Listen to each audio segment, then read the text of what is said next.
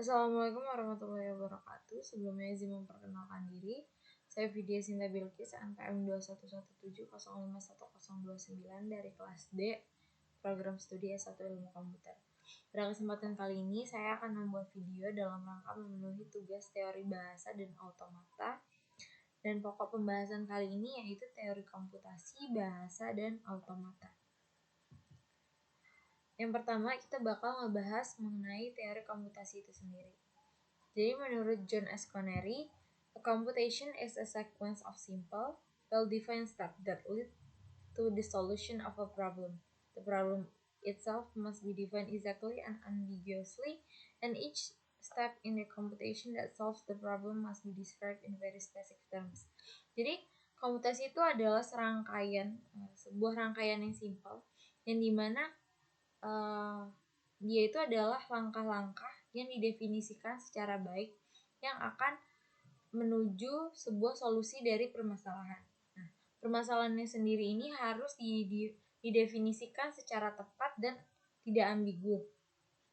Dan setiap langkah dari komputasi sendiri itu dari komputasi yang akan memecahkan satu permasalahan itu harus dideskripsikan dengan spesifik. Jadi intinya komputasi itu adalah sebuah langkah-langkah untuk menyelesaikan suatu masalah di mana masalah tersebut dan setiap langkahnya itu harus didefinisikan dan dideskripsikan secara spesifik dan tidak ambigu.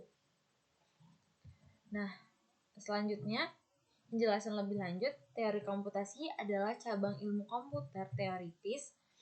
Nah, teori komputasi ini berkaitan dengan studi bagaimana persoalan atau problem dapat diselesaikan pada sebuah model dengan menggunakan algoritma. Sesuai dengan penjelasan John tadi, jadi sebenarnya teori komputasi ini adalah cabang ilmu yang mempelajari gimana kita menyelesaikan suatu problem atau permasalahan. Selanjutnya di dalam teori komputasi itu dibagi menjadi 3, ada teori otomata, teori komputabilitas, dan teori kompleksitas.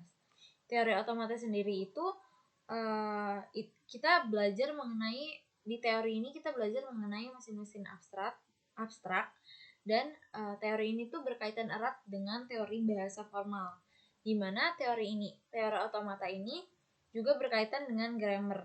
Apa itu grammar? Grammar itu bentuk abstrak yang dapat diterima untuk membangkitkan suatu kalimat otomata berdasarkan suatu aturan tertentu.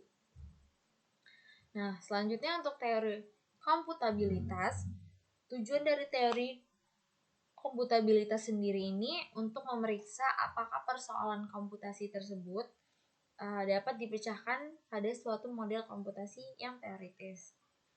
Untuk teori kompleksitas, jadi teori kompleksitas itu merupakan teori yang membahas sistem kompleksitas di bidang manajemen strategis dan studi organisasi. Di pokok bahasan kali ini kita juga bakal membahas mengenai teori bahasa. Jadi apa itu teori bahasa? Teori bahasa itu kita membicarakan mengenai bahasa formal atau formal language, terutama untuk kepentingan perancangan kompilator, compiler, dan pemroses naskah atau text processor. Bahasa formal adalah kumpulan kalimat. Semua kalimat dalam sebuah bahasa dibangkitkan oleh sebuah tata bahasa atau grammar yang sama. Sebuah bahasa formal bisa dibangkitkan oleh 2 atau lebih tata bahasa yang berbeda. Nah, bahasa manusia sendiri itu bersifat sebaliknya. Di bahasa manusia, grammar itu diciptakan untuk meresmikan kata-kata yang hidup di masyarakat. Dan untuk pokok pembahasan terakhir pada pokok pembahasan ini yaitu mengenai teori otomata. Teori otomata itu kita mempelajari mengenai model mesin komputer menggunakan model matematika. Tapi model matematika di sini itu tidak berbentuk suatu kalkulus atau yang lainnya. Tapi model yang digunakan itu adalah model mesin state atau model transisi state.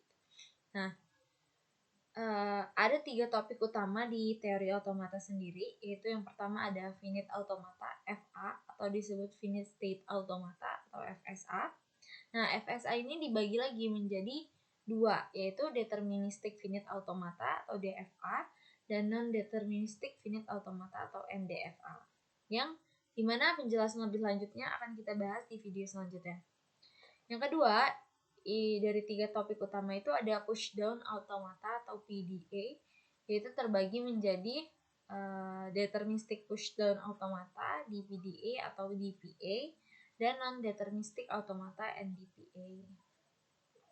Dan yang terakhir itu ada Turing machine atau mesin Turing.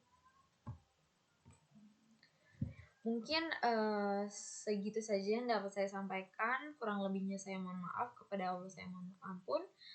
Saya akhiri, wabillahi taufiq wal hidayah. Wassalamualaikum warahmatullahi wabarakatuh.